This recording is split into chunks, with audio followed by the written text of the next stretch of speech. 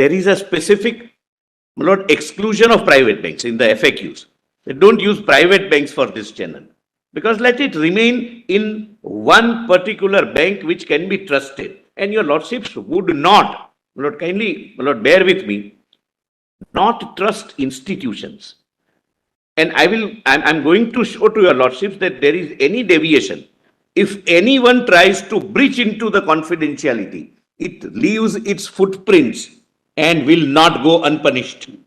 My lord, I as a law officer, spoke to the chairman of the State Bank of India. And I have his letter signed by him saying three things. A, except the contingency contemplated under section 7.4, that is the court's order, nobody can get. Well, I might even read, my lord, the letter, my lord, so that your lordship conscience is satisfied. That even ruling party will not know. But if I can share, it's a 3-paragraph, 1-page letter, my lord.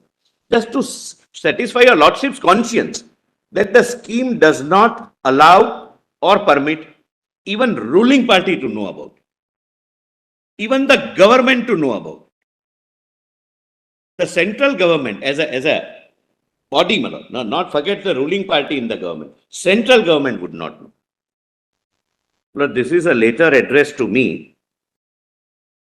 Or may I read? In response to the queries of the Solicitor General, we submit our response as under.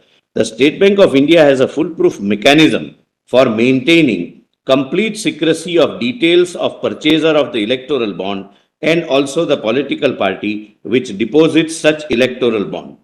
This information cannot be shared with anyone, including the central government. In the eventuality contemplated under clause 7.4, there is a scientific system available whereby this confidentiality can be decoded by a process and be placed before the competent authority or court under clause 7.4 of the scheme. It will not be in the interest of the scheme to put it in public. The mechanism which will be used while decoding information for being provided as required under clause 7.4 of the scheme. Now, my lord, the largest public sector bank is before the highest court of the country, signed by the chairman of that bank saying that this cannot be shared even with the central government. And we have a mechanism in place that nobody can breach it. So, my lord, the point I am respectfully making is that we have to trust institutions that they will go by the law. My lord, if there is any deviation, I have a suggestion, my lord, which I will make at an appropriate stage when I come to that part of the scheme. Now, my lord, C is issuing branch. Issuing branch means a designated branch of the authorized bank specified in Annexure 1 for issuing electoral bonds. My lord, everywhere it cannot be purchased and everywhere it cannot be deposited. Because, my lord, what happens is, my lord, why this? The donor and donee both must have a designated account in a designated branch. Why, my lord? I'll just very candidly and very bluntly point out, my lord, what can happen. My lord, I purchase a bond of 1 crore of rupees. I'm sorry, my lord, your lordship, sir. I purchase a bond of 1 crore of rupees. I give it to a political party.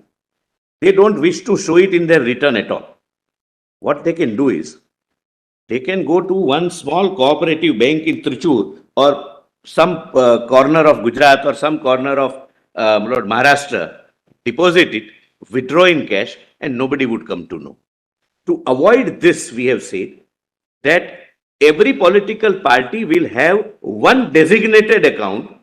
Only there it can be deposited, and that would be in one of the 29 designated branches. And it is so ensured that each branch is there in each state, broadly. But petitioners have confined their arguments essentially to companies.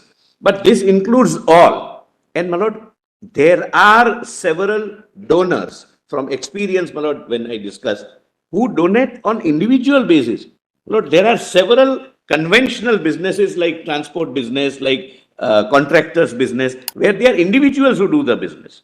They don't form any kind of formal company or Hindu undivided family or a partnership firm. Then third, eligibility for purchase and encashment of electoral bond. The bond under this scheme may be purchased by a person who is a citizen of India or incorporated or established in India. Lord, I am keeping Lord FCR apart separately. That's not something which is argued.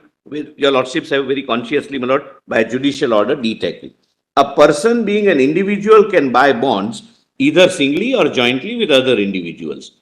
Only the political parties registered under section 29A of the Representation of People Act and secured not less than 1% of votes polled in the last general election to the House of People or Legislative Assembly, as the case may be, shall be eligible to receive the bond. The bond shall be encashed by an eligible political party only through a bank account with the authorized bank. There would be a designated account out of these 29 designated branches. Well, the objection was that why this 1% limit? And there is a simple reason. Earlier, when exemption was given to political parties, there were some mushrooming of political parties, fake parties, just to get exemption. Therefore, 1% presence would mean you are a serious political party, and 1% is not something unrealistically high. And it can be even in parliamentary election or in any of the assembly elections. So just to ensure that there are no fake parties which are created to get benefit of this. Then 4, applicability of know your customer norms. The extant instructions issued by Reserve Bank of India regarding know your customer norms of a bank's customer shall apply for buyers of the bonds. The authorized bank may call for any additional know your customer documents if it is deemed necessary. Now why this? Apart from the obvious reason that there cannot be any anonymous purchase. I cannot go and say that I will not give my name, but give me the electoral bond. There is a list of KYC documents. I'll have to give my Aadhaar number. I'll have to give my PAN number. I'll have to give my residential proof. I'll have to give my passport number, if any, etc., etc., so that anyone cannot just walk in and purchase the bond. That is, my lord, the object. My lord, there is one more reason, my lord. And your lordships, my lord, as the highest court must know about it. My lord, therefore, I am saying, Lord, India is a signatory to one treaty, international treaty, Lord, that is for eradication of money laundering and drug money, under which there is a, that's Vienna and Palermo, that there are two conventions, where there is one financial action task force. It's created under the aegis of the United Nations. That task force has created 40 conditions that every country who is a signatory will have to follow those conditions. Based upon every country's performance or compliance of those 40 conditions, there is a peer review. Other five persons from different countries would come and review our system, whether we are following that or not, and would grade us. We can be in white, what do they call? White list, grey list, black list, which decides whether in international market like World Bank, Asian Development Bank, India as a nation would get the financial assistance or not. If we are in the grey list, we will not. One of the major condition is that bring your clean money into the system, and one of the mode is to insist for KYC documents. Electoral bonds to be used or any other factor to be used to influence the decision making would be shutting an eye on the reality. Without that also that can be done. And possibly practically, despite this white channel being available, both channels might be used by some companies which are not kind of good companies. But good companies do decide to donate based upon their experience, whether in this regime of the political government, my investment is safe or not. Whether the country is going forward or going backward. Whether I am... All right, Mr. Solicitor, we now understand But can we do this to sort of to carry the dialogue further? Should we go straight to the scheme? Because we'd like to Yes, hear you I'm- on the scheme. Page 25. Let's have a look at the scheme Page so that 25. your argument on the scheme will be of value to us. This we have now seen that Because your you have lordships made your have- point, no doubt about it. Lord, kindly, your lordships have the challenge to a provision which gives away or does away with the cap. Lord, I have given my answer for your lordships to. Lord, I think I am clear. Yes, of course. Now, my lord, the scheme. See the definition, my lord. And my lord, please read, my lord, as if it is for a bona fide reason and not to encourage or legitimize kickbacks. Please examine that. There may be 10% out of 100 where kickback is provided. Kickback can be the motive of the donor.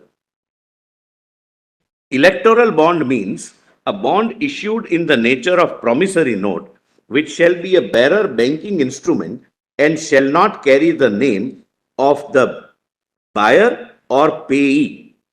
Lord, I have already explained why this confidentiality. So I will not read the Lord, second part, second column is the object behind it. My lord, object I have sufficiently Lord, attempted to explain and therefore I will not repeat it. Please see, my lord, authorized bank. My lord, this is the entire policy produced, reproduced verbatim. I have not missed anything. So your lordships can read either from the policy or from here, but here it would be more convenient because I have given my object of each That's clause. better, actually, you're right. But there is no part of the policy is missed, my lord, in reproduction. Authorized bank means the State Bank of India authorized to issue and encash the bonds in the branches specified in Annexure 1 to this notification. My lord, we had options, my lord, of public sector banks and private banks. Obviously, we cannot choose private banks. In public sector banks, the largest bank with largest presence in the country is State Bank of India. Therefore, State Bank of India.